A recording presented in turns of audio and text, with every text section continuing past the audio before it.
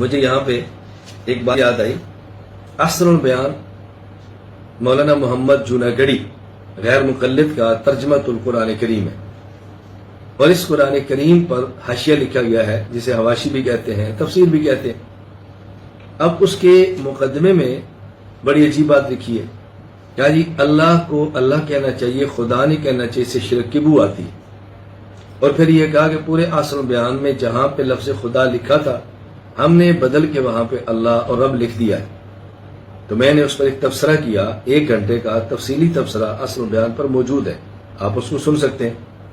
میں نے اس میں تبصرہ کیا کہ خدا کا لفظ کہنے سے شرک کی بو آتی ہے۔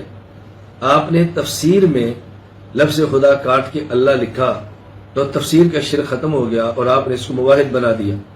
وہ مصنف جو خدا خدا لکھتے دنیا سے چلا گیا، اس کا کیا بنے گا؟ یعنی مصنف مشرک ہوا، تفسیر توحیدی بن گئی، تو مشرک مصنف کی توحیدی تفسیر کیا قابل اعتماد ہو جائے گی؟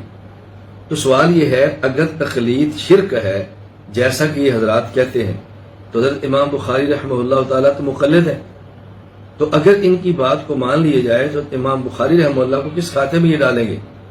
اس لیے حضرت امام بخاری رحمہ اللہ سے تعلق مقلدین کا تو ہو سکتا ہے، غیر مقلدین کا کوئی رشتہ اور کوئی ناطہ نہیں۔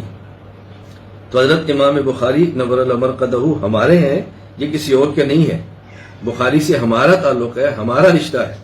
باقی حضرت امام شافعی، حضرت امام ابو حنیفہ رحمۃ اللہ علیہ سے چھوٹے ہیں، تو حضرت امام شافعی ہمارے چچا ہیں، حضرت امام ابو حنیفہ رحمہ اللہ تعالی حضرت امام بخاری کے تایا ہیں، وہ بڑے ہیں وہ چھوٹے ہیں، تو ہمارا تو آپس کا رشتہ ہے، ان کا کوئی رشتہ نہیں ہے۔ تو میں یہ آپ کی خدمت میں بات عرض کر رہا ہوں کہ حضرت امام بخاری رحمہ اللہ سے تعلق اور نسبت کس کی ہے؟ تعلق ان کا ہے، نسبت کس کی ہے؟ اس کو اچھی طرح سمجھا کریں، دل چھوٹا نہ کیا کریں۔